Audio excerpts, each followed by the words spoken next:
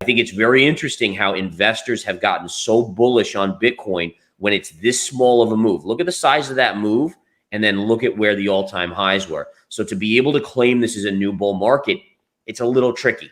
So we really have to be aware of that. And I think that gets me a little bit more cautious that maybe the low is in on Bitcoin and makes me think there's still potentially some downside to it. But yeah, look at the run on this. I mean, anything that has AI in the title recently has gone parabolic because of the hype around this ChatGPT.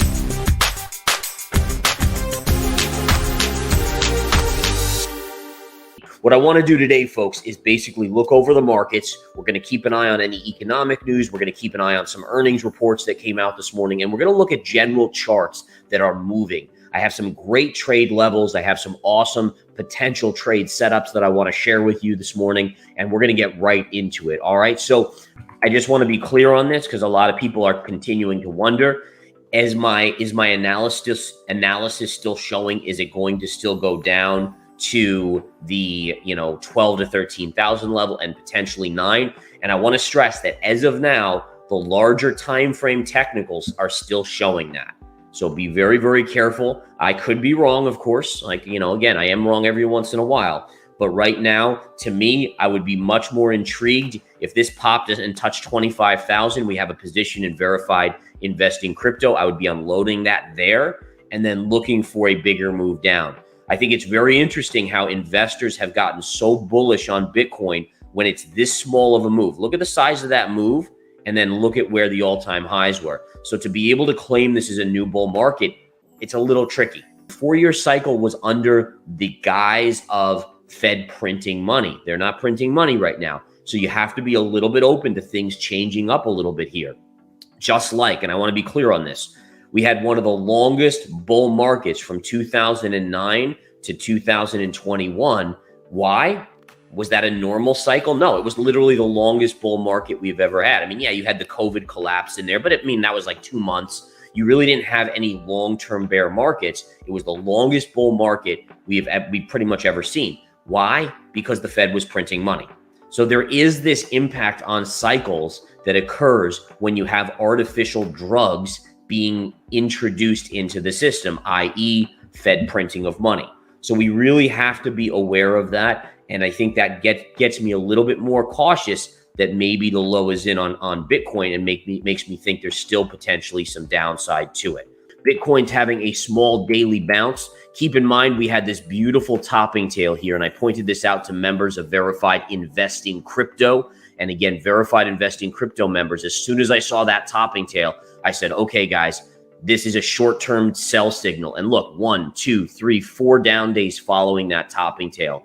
If you guys aren't familiar with topping tails and bottoming tails, they're amazing indicators of potential tops and bottoms. Definitely something you want to check out. Again, I teach it in the Verified Investing Education series, the Winning Trader series. And again, you can find that at verifiedinvestingeducation.com.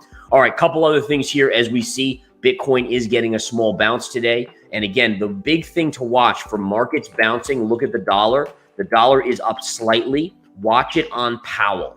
When Powell speaks, if the dollar pops, you have resistance at 104.20 or so. And again, I do think that the dollar is having a 3-bar surge.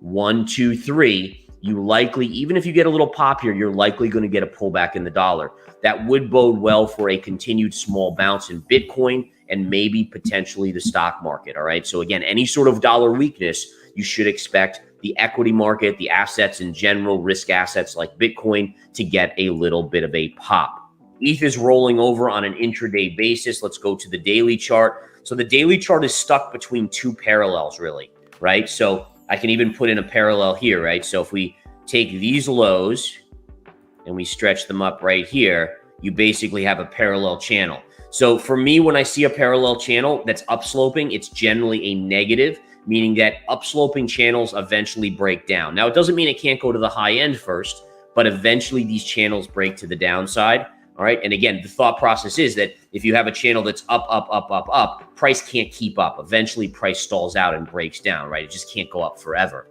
So again, to me, I have a short signal out in Verified Investing Crypto on this. We're basically flat on it as of now. But but I'm looking for a move down here to about $1,320 on ETH. Could it go up and touch this area up here in this upper range? Yes, this is a channel. It can bounce in this channel for long periods of time. It's just a matter of when does it finally, peter out, right, and break down. Coinbase to me was a short squeeze, plain and simple. You did get a topping tail on the chart right here. That is a classic daily topping tail. Now, just remember, topping tails sometimes can do 50% retraces. But again, I would say this is now becomes a short. Anything if you get close to $80 on a retrace of the topping tail, that is now a short signal for me on it.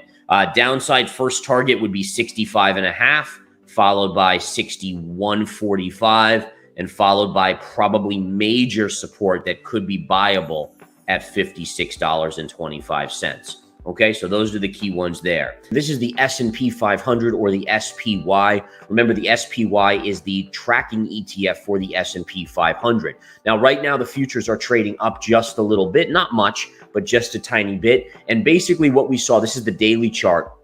So we had the sharp run up in the S&P 500. We took out this down-sloping trend line here, right? So this was a long-term down-sloping trend line. We broke above it. We continued up. We didn't fill this gap just yet. And so I do think we have to be on alert that there may still be one more push up in the stock market, all right? And we're going to find out today with Jerome Powell speaking a little bit later. That's a major news piece that you want to follow as well, because again, Jerome Powell is watching this market. He knows what he wants. He probably does not want the market to skyrocket back to all-time highs on the S&P 500. All right, bottom line is, keep an eye on today's price action going into the Powell comments for his speech. And again, if we do see a big pop, your next major resistance on the spiders is going to be the 422 level. All right, 422 on the SPY. That equates to about 4,220 on the S&P 500. Now, this was mind-blowing to me. Let me just tell you guys, Apple earnings were not great. They were not good at all. So, we saw a decline in revenue. We saw, different things like that. So to see the reversal on Friday from a gap down and it's down as much as 5% in the aftermarket on Thursday to actually a touch of the highs at this pivot high, that was amazing to me. Now, we saw a little bit of a reversion to the mean, kind of reverting back down yesterday. I'm going to watch this very closely. But notice the high on that day matched perfectly the high right here. That now is the resistance to beat, meaning that Apple technically right here is a short unless you take out this line right here. Unless this line is taken out on a daily closing basis, technically, that is your level that you can short up against. So when you look at Apple and you see this mammoth push to the upside, to me, I'm looking to short that level. All right. So again, to me, Apple is a short anywhere in this range up here, as long as it does not close above 157.40 or so. Because once you learn to control your emotion, you then can focus in on the probabilities, which don't guarantee winners always. God knows I am not a perfect trader, but far from it. But if you can win 7 out of 10 times, 8 out of 10 times, you're going to be a Hall of Famer in this game. Right? That's just the bottom line. Natural gas continuing to inch up here. Nice little move, guys. And again, if we flip to the intraday, you can see it's starting to make new highs. The resistance short term, watch 253. That's your high in the overnight. And like I said, if you get through 253, you got to start watching for this high at 260 to be broken. But yeah, it's a nice little move at this point. Yeah, everything that you guys are going through, I've gone through. And so I don't want you to feel like, oh, Gareth, look at him. He's a great trader. I was a beginner at one point. I didn't have any guidance. I got into this market $10,000 as a day trader. I lost it 10 times. Okay. And I worked literally, I was like, not going to give up on this. I ended up working side jobs at nighttime, on weekends, doing whatever I had to do to replenish that trading account, not willing to give up. And over time, I learned from my mistakes and I started to study psychology and I learned how to read charts, and it slowly came. But I always stress that because I know it's very hard to imagine where you may be to where I am, but I was where you are. So again, it takes discipline. Let's take a look at the VIX here. Let's see what the volatility index is doing. And again, right now, the volatility index, if we flip over to your daily chart, yep, a little bit of an uptick today, had a nice bounce yesterday. And again, we'll see what it does when Jerome Powell speaks. We know that that is going to be the market moving data for the week, for the day. Let's look at silver real quick here, guys, as we go to silver. And again, silver is coming into my level. If you guys have been following me, and even on my interviews, I've been saying, guys, it's bullish consolidation on silver, but you can't buy this rip. You cannot pay up. So I said, when it pulls back to 22, I might start nibbling. And I think I might on a Pierce of 22. And then if it gets below 22, my next levels, 21.20 and $20.80. So those are my accumulation zones on silver. And again, it was due for a pullback, right? Just like gold. If we look at gold, right?